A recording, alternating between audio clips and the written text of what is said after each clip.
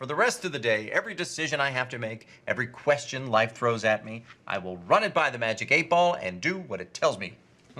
And in order to keep the rest of the world in the dark about this rather odd practice, I'm going to keep the 8-ball here in this fanny pack. I don't want anyone to think I'm weird.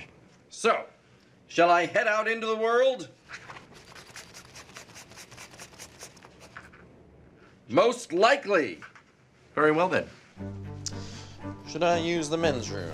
As I set out on this journey of chance, the idea of giving up all the day's decision-making responsibilities to this children's toy struck me as a relief. Should I help pick this stuff up? That would be great. Though one with certain risks. No. Sorry.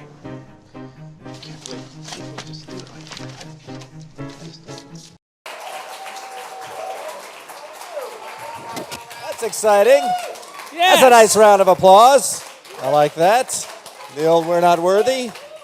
Andy, thanks so much for being here. What a delight. Thank you for having me. The light is all mine. I love this show. I Thank think this you. is the funniest show on television. That's it is true, yes. Good Always point. surprising. Good point. Very good point. Well said. Very confident about that. I don't watch a lot of television, but from my understanding, this is the funny. As far as I know, this is actually the only show on television. That might be true. That's a claim I've been making as I've been promoting this. Not only is this the best show on television, it's the only show on television. So if you want to start watching TV, this is there. Exactly. I've always wondered when you're making this show, you get into the writer's room. Are you guys coming up with what's going to happen to Forrest first? Or are you coming up with sort of the what he has to review and how that could channel into his life? Well, no, this show, a lot of people don't understand that about the show until you tune into it. It's hard to sort of explain this, but this is not just a show where a guy is having experiences that sort of reset at the end of each one. He is a man reviewing life experiences, but they're cumulative. And over the course of a season, we tell a whole season-long story. I do believe that you can watch a given episode or even a given segment all on its own and appreciate it on its own merits. But if you watch the whole thing together, you get a sense of what is happening to his life over the course of a full season. So we start the writing process by asking ourselves what should happen to him this season. And so those are our yellow index cards to get really into the weeds on our process. Like the benchmarks season long of what's going to happen. And then we go to the blue index cards, which we've got a whole wall of review topics that we just sort of take them off and sort of try to plug them in to say, like, which review could help us get to this yellow story? Is kind Well, of so you start with the story of him, Yeah. sort of how he's going to completely destroy his life, and then find the things. basically, that, yes. Are there when it comes to the review topics, have you ever found that like you come up with a topic that just has to be used, and then you find a piece of his life to sort of mimic that, or? Yeah, for sure. We sometimes just we'll look at our wall full of topics and we'll just love one so much that we know we've got to use it. And there are some that feel like they could hop from one episode to another because it doesn't really matter where he is in his life right now for this topic to work. So yeah, there are definitely those. Would you consider this character the sort of quintessential Andy Daly character in many ways? Yeah, I like a lot of the time my characters are characters who are like happy-go-lucky, confident, sweet people on the surface who turn out to be depraved, lunatic, psychotics with bodies in the basement and a string of victims. So this guy is a little bit different in that there is not, I don't believe, a psychopath lurking underneath the surface. The first part of it is true. He's happy-go-lucky and confident and a sweetheart, but he is the victim of his own stupidity more than he is going around victimizing other people. Yes, there's some collateral damage and other people get hurt in the process of making review, but it really is that he has made a few catastrophic miscalculations in life, one of which is that this television show he's doing is a good idea, and the other is that he is uniquely qualified to do it and that it's an important public service. He's just wrong about all of that. But once he's signed on to that premise, terrible things just keep happening to him and the people around him. Well, in the first episode, based on the first season of the show or the first season of review within the show, he says there's a box that they have, right, where he can basically sort of veto anything. But because he's so committed to the show, he kind of... Well, right. I mean, Forrest is truly committed to the show. He believes it's important. But this season, one of his conditions for coming back to the show was to say, like, I have to be able to to turn down some things that are so horribly illegal or so incredibly dangerous. I need the freedom to do that. So you get the feeling, we don't see it, but you get the feeling there was a little bit of a back and forth between him and his producer about how this would work out, and what they've come to is he can veto 2 reviews over the course of the season. Only 2, and once those 2 are done, he's got to do whatever comes after that. So, and in the first episode, he reviews what's it like to get in a bare knuckle brawl and what's it like to blackmail someone, and then glory holes. And he doesn't deploy the veto on any of those. So you can see that this is not to be taken lightly as far as he's concerned. Do you have any topics for review that come up in the writer's room that you say to yourselves, it's so dark, it's just too dark, we can't really go there, what would we even do with him? I would say no. Although I will say this season we spent a long time trying to figure out, like, what would happen if Forrest was asked, hey, Forrest, what's it like to die? And then, because he's so committed, like, he doesn't do things halfway. He doesn't just mock something up, really. He will do it to the fullest extent he can. So we really spent a long time trying to figure out, like, well, he could have his heart medically stopped for a period of time. Like, does he go flatliners? Right, like, he could find a corrupt physician to medically kill him and then bring him back or whatever.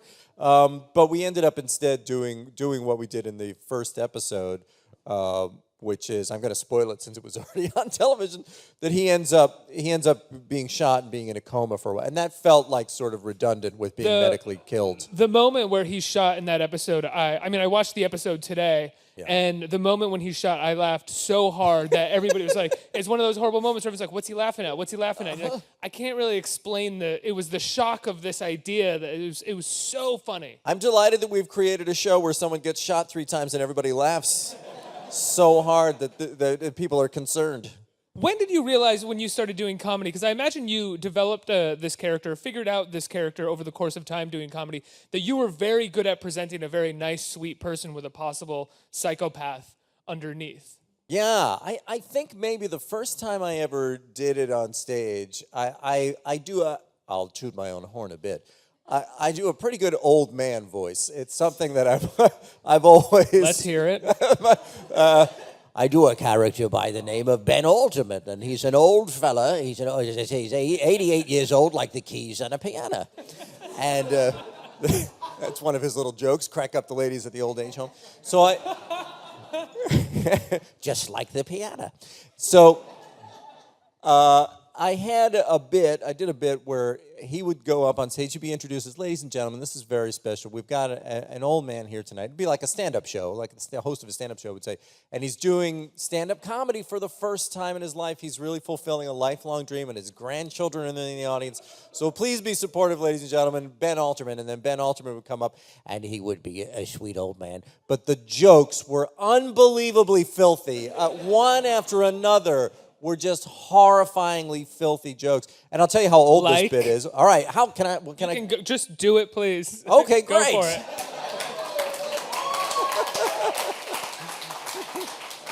It's a little early in the day for some of this language. But they're drinking. He would say, this will give you an idea of how old this bit is, by the way, because one of the jokes was, My daughter gave me a VCR for Christmas. I have no idea how to program it, so I just stick my cock in it and I fuck it. just an idiotic joke. No, it's perfect. There's an old Japanese lady who lives in my old age home. I like to titty fuck her. I'm trying to remember the punchline. How did I forget the punchline? It's even better with no punchline. It's better without the It's so punchline. ridiculous. Like, one has nothing to do with the other. The punchline was, I call it taking the mountain at Iwo Jima, or something like that. Planting the flag at Iwo Jima. That's what it was.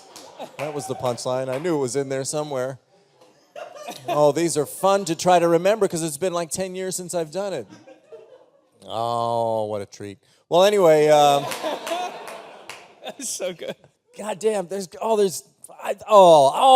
tell the, no, that one's. No, do it. This is the most disgusting one of all time.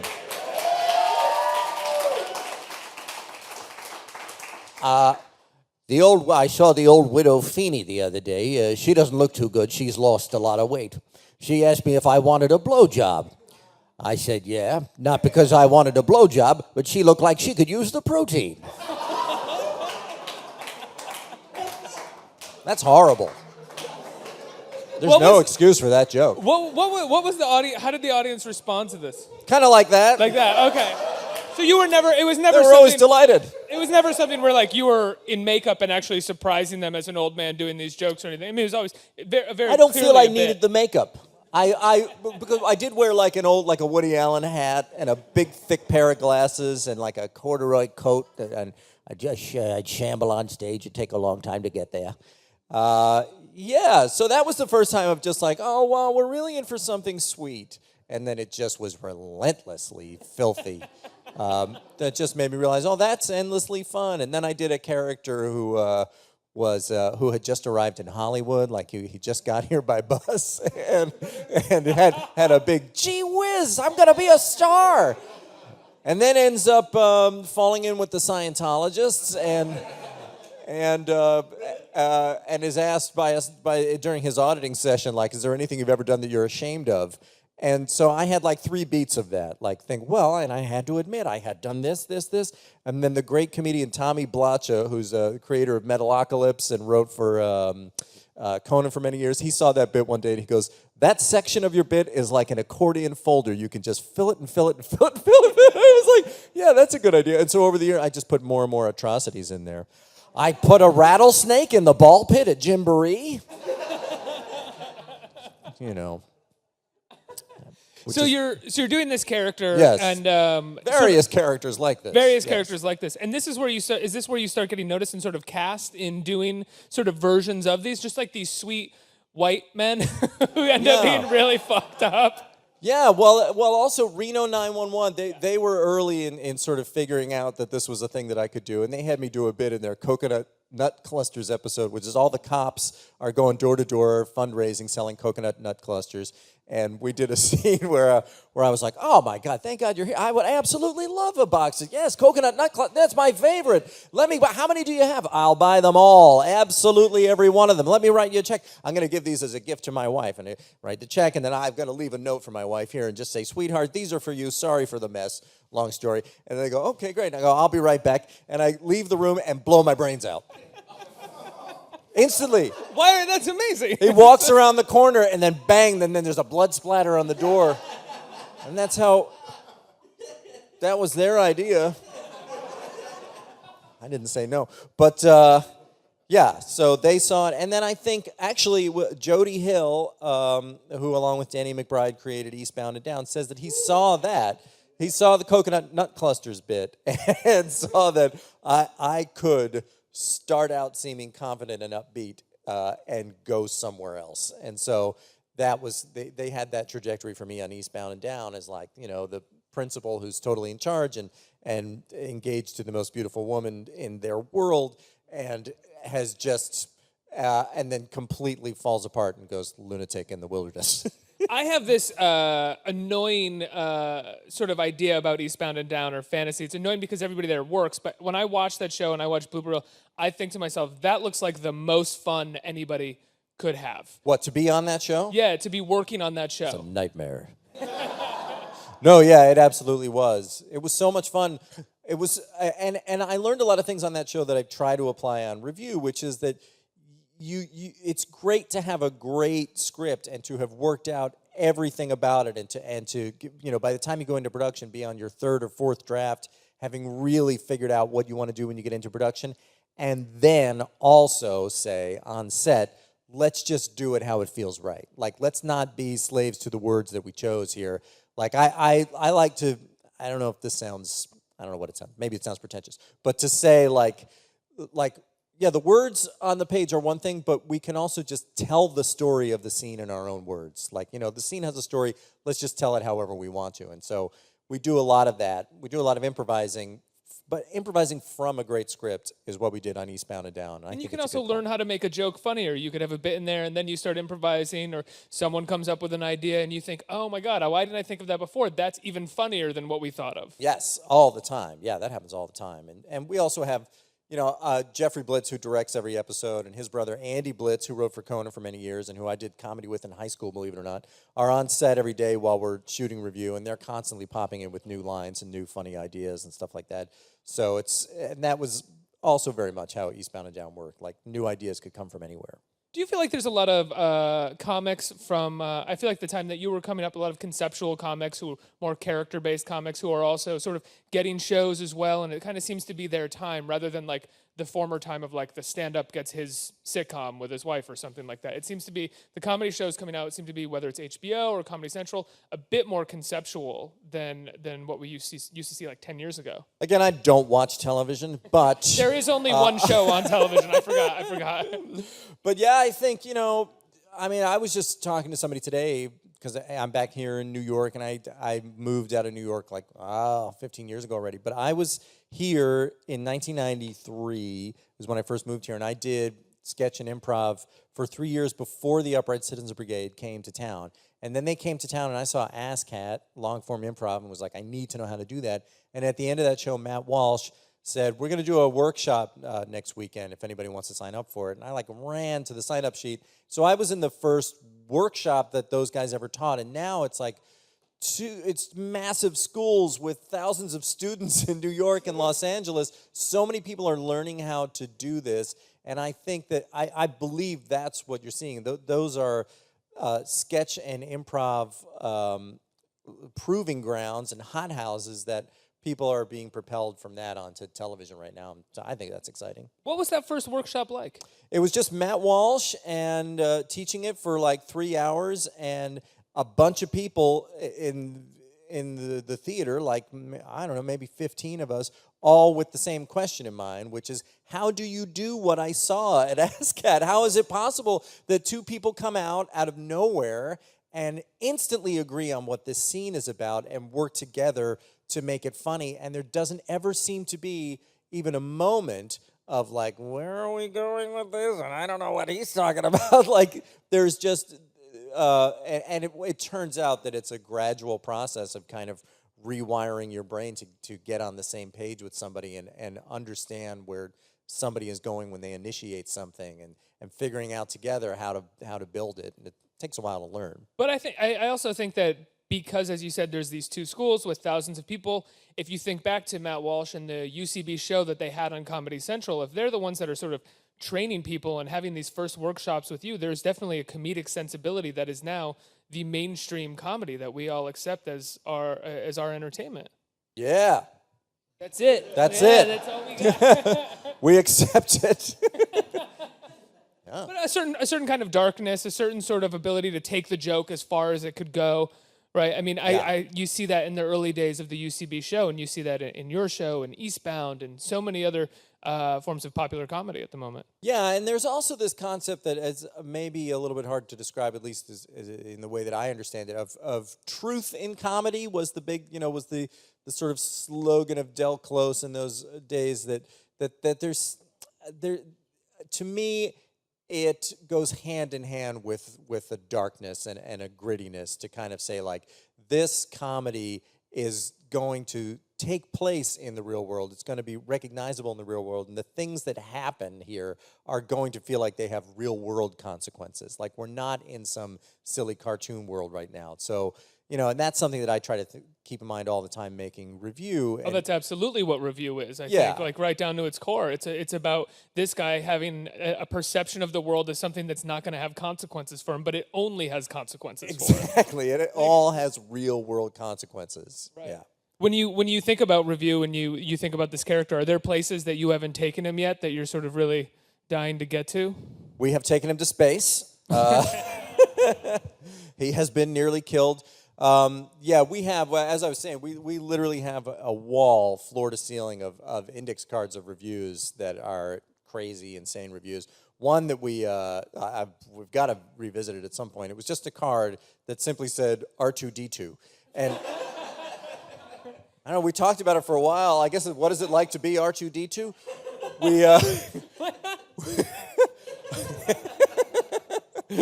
I think I want to do that in season 3.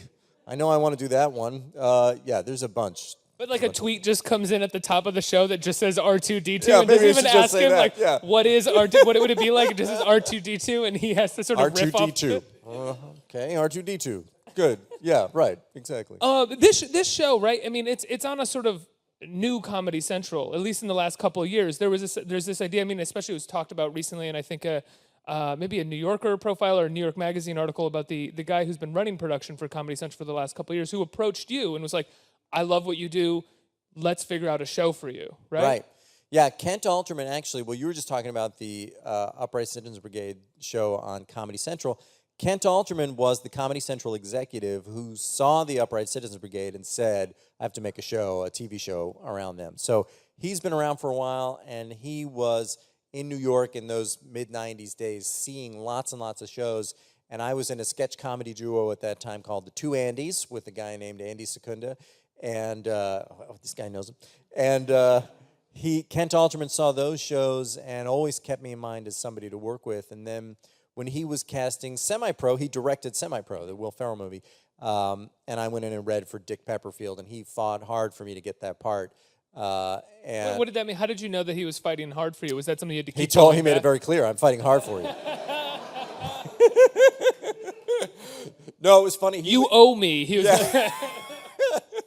He did. He talked me through the process, which at some point it was like, I know because I've seen your audition and I've known you for years how funny you would be in this part. But of course, like I hadn't been in movies. Like it was like I'm getting a lot of resistance from the studio because it's a pretty large role. And he was like, I need you to come to the table read, and this is the table read where it's going to be Will Ferrell and Woody Harrelson and Andre Benjamin and all these guys are going to be there. And you're going to read the part, and you need to, it's basically a 2-hour-long audition. Have fun, good luck. And it was, I mean, that was, I knew that voice, and I knew that character, and I knew how to play that. And so, yes, I got that part based on that table. Were you nervous for the 2-hour audition? I really wasn't. I think I do this strange thing sometimes in high-pressure, nervous situations where I almost sort of tip from nervousness into a weird kind of too much confidence, right. Which I don't know why it happens. You go to that place where you're just like, screw it, whatever. We'll just see what happens. Right, I do actually, which is better than the alternative of 100%, flop sweat and literally shitting your pants. But when did that happen, Andy? It's been a while. No, I have never literally shit my pants at an audition. At an audition is the key phrase there. At an audition. Yeah. I think we have some time for audience questions. Does anyone have a question here in the audience? Hello. Hi, Andy. Hi. Nice to meet you. I've been watching you since you were on Mad TV. I was 11, so wow. It's really nice to meet you. My question is, review what's so amazing about it is it's really not afraid to go really, really dark. So I was wondering in that respect, has Standards and Practices ever given you any interesting notes about anything? They did tell us, we got a strange email with just like internal lingo that I didn't understand. We were told like our first episode, they were like, just so you know, this episode will be on the disaster list. It's like, please explain. I mean, it sounds like a great list to be on. But what does that mean? And what it actually means is that if, for instance, this is ghoulish, but if there had been because there's a shooting in that episode, if there had been a shooting that day that was in the headlines, they would have pulled it. Isn't that interesting? So, you know what I mean? Like that is really fascinating. Yes, they have a disaster list for certain things. And so this was specifically the gunfire disaster list. But that's the only like darkness kind of note we ever received from Standards and Practices. We do get sex notes. We had our orgy episode last season was the one that really got the most notes. We had to have a phone conversation with them before shooting it, where they were like, but the thing, it's all gray areas. Like they're not able to say you cannot do this. They're just like, we don't usually show thrusting. That's one of the things. All right. So we shot it, and then we showed it to them, and they were like, yeah, there's too much thrusting. So there was a lot of conversation about what exactly needed to be blurred. Because you would think it'd be enough to just blur midsections of people who are having sex, in my opinion. But they were like, no, we can see from their backs that they're thrusting. And so it was a lot of like, how far up the back do we have to blur? But Now, is that just their like personal standards and practices, what they know, or is that like an FCC rule? I remember hearing with Boogie Nights, they had to cut when she was having sex and talking at the same time. Like What? so if you watch them, if you watch the movie, William H. Macy walks into the room and she's having sex, and then she stops and says, "Get out," and then starts again. And Paul Thomas Anderson was like, because of the MPAA, she could not be talking and thrusting at the same time. fascinating. Yeah. But I mean, was that I cannot abide talking while having sex. Sex is fine, talking is fine. No, there is no really, it's not an FCC standard. It is an internal standard. But then there are these like, there's the rating system. There's the TVMA. So sometimes it's about, this is really getting technical. Sometimes it's about, you can do that, but that will cross you into TVMA, which means that your episode can never be broadcast before 10 p.m. or something like that. So there's this whole thing, but it's all very much open to interpretation. And so it literally comes down to how many inches up a person's thrusting bare back do we have to go with the blurring. And then there was a conversation about sound effects during the sexual scenes where the word viscosity got used. And that's horrifying. But I don't know that we had anything that gross in season 2 notes, I don't think. Yeah. Do you have any other questions from the audience here? Hey, Jonathan. Hi, John. Your work is great. Thank you. I was wondering, because of sort of the writing you've done and all this other kind of things, do you seek out darkness to get the comedy out of it? Or are you just like constantly surrounded by darkness and just making the best of it? You're talking in my regular life? Am I constantly surrounded by darkness? Because of your writing, because of like what people expect of you, are you like, well, I better go out and find something like really messed up today and get something funny out of it for tomorrow? Or is it like... Are you reading the obituary and laughing, apparently? I do read a lot of obituaries, I have to admit. I love reading an obituary. That's a weird thing. I think maybe it's an Irish thing. I have a friend who's... You're serious? You like reading... I love reading obituaries. I have a friend who's like, yeah, they call obituaries the Irish funny papers.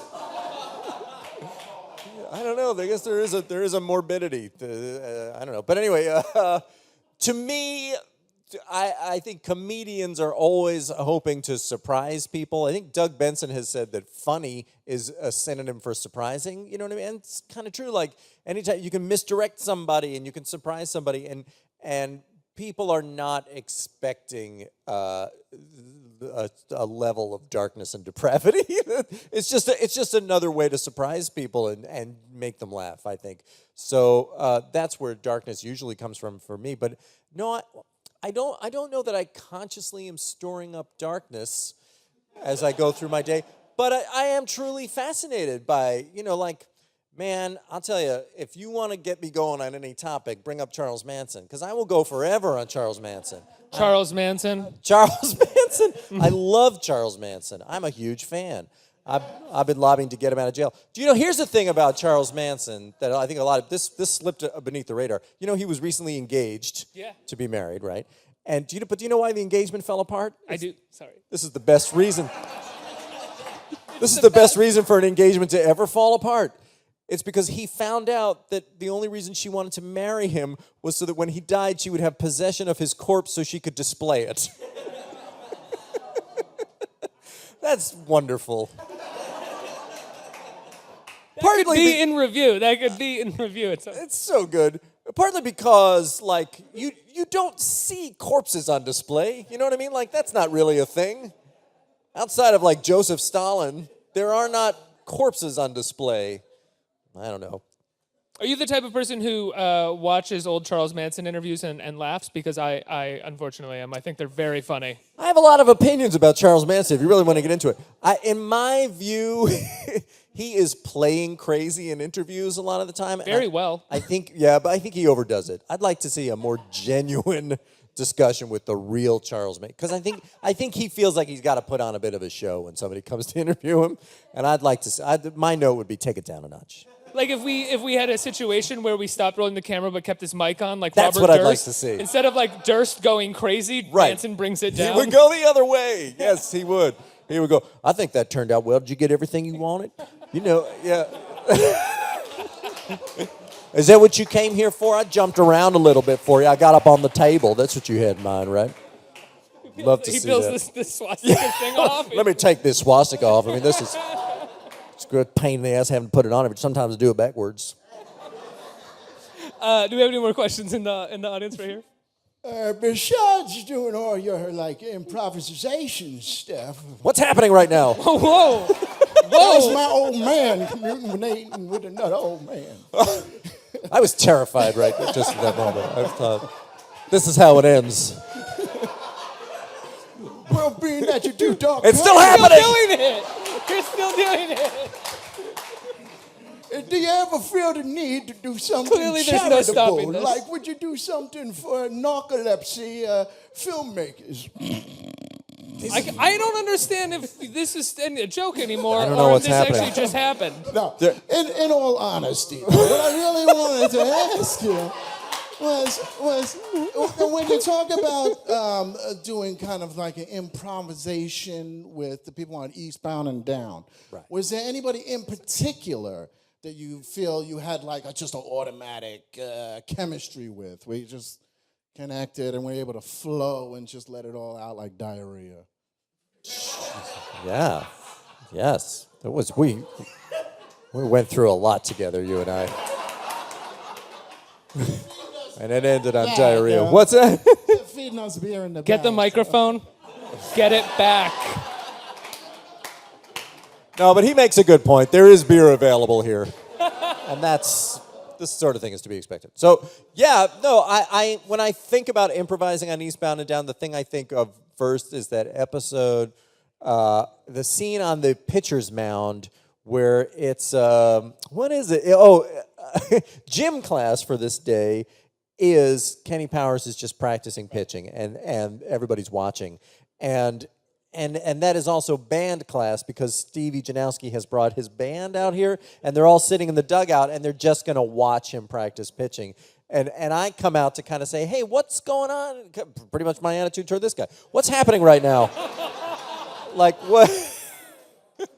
What's going on exactly? And that scene was like almost completely improvised. Adam McKay was directing that day, and he was just like, yeah, just have fun with it. And so between the three of us, we found a real rhythm there where like, because it was early enough in the arc of those characters that my character still possibly believed that he and Kenny Powers could be friends, you know, like, but there's a burgeoning friendship happening, obviously, between Kenny Powers and Stevie Janowski. So my character's a little bit like, I don't like this at all. So there's that element, and then there's just a lot going on there. That was like a fully improvised scene, and I think the three of us all nailed it. Does anybody else have any questions that are not in character? Last question.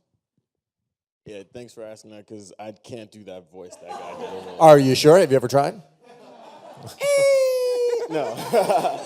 So I was just curious. Props for trying. That was very good. No, Nope, not good. Not the second time. I was just curious. The old man character you did earlier. Are there like any places that I can find clips of that? Because I would love to watch that crap. Because I thrive on that stuff. Is there like on YouTube or somewhere like a search term I can use or something? I don't know about that. It is. 'Cause I want to terrify my neighbors. Well, you're giving me an opportunity to plug my album, which I recorded in this right? Unbelievable.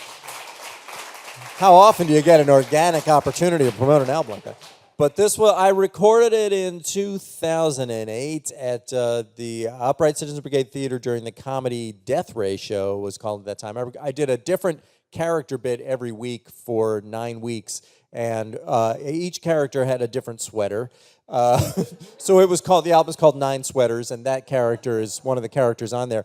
And I did a thing where I intentionally, I wrote too many jokes for the character, just because I knew like we would edit the album down, and so it's very long. But the guys who I did the album with at a Special Thing Records, I was like, yeah, I'm going to cut it down, or whatever. They were like, no, it's really funny how relentlessly long it goes that it just never stops. so it's kind of on there at its full length. A double album. It's a long collection of old man specific filthy jokes. Amazing. Andy, thank you so much for coming out today. Thank you. Guys, Review is on Thursday nights, correct? What? Review is on Thursday nights at 10 p.m., right? Thursday nights at 10 on Comedy Central, 9 Central. It's the best show. If you're not watching it, you It's have to the watch only it. show on television. I keep forgetting that.